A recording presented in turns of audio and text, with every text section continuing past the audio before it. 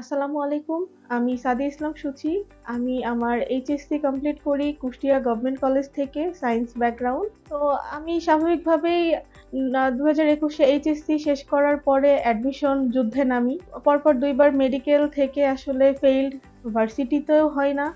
তো তখন আমি চিন্তা করি যে আচ্ছা তাহলে উচ্চশিক্ষার জন্য ইউরোপের কোনো ভালো দেশ কেন না?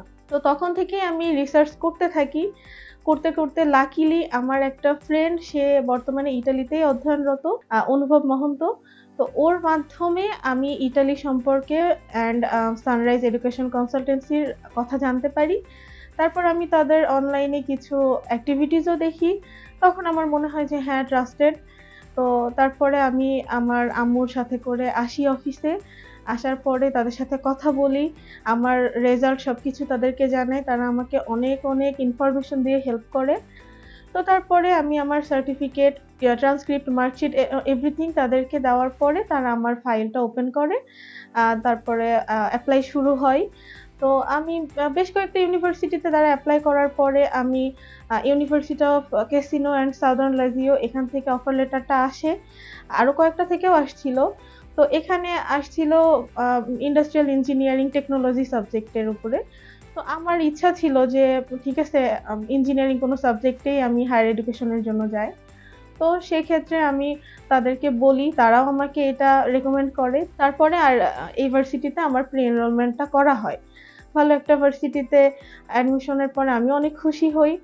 এরপরে শুরু হয় এম্বাসির পেপারগুলা গুছানোর কাজ।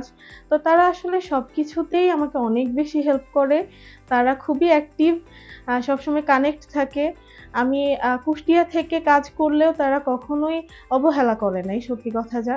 তো এরপরে এম্বাসি চেকলিস্ট ওয়াইজ স্পন্সরের হচ্ছে income certificate, family certificate, TIN certificate, then senior, DOV অনেক কিছু। তো আমি আসলে ডিওভির জন্য ট্রাই করি। তারপর ডিওভি আমার ডেলিভারি আসতে লেট হয়। আমি তখন সিনিয়র জন্য এপ্লাই করি। উনারাই করে দেন সবকিছু আমাকে। তো এরপরে আমি চেকলিস্ট অনুযায়ী সবকিছু তারা গোছানো পেপার দিল। এগুলো আমি এম্বাসিতে জমা দিলাম আগস্টের ৪ তারিখ। তো এরপরে আসলে লম্বা একটা সময় অপেক্ষার ভিতর দিয়েই যাই। এরপরে আমার ইন্টারভিউ হয় নাই। আর আমার আইএলটিএস ছিল। নভেম্বরের ১১ তারিখ আমার ভিসা ইস্যু হয় পোর্টালে। আর মেসেজ আসে, কালেকশন মেসেজ। তারপরে আমি এম্বাসিতে গিয়ে আমার পাসপোর্ট কালেক্ট করি।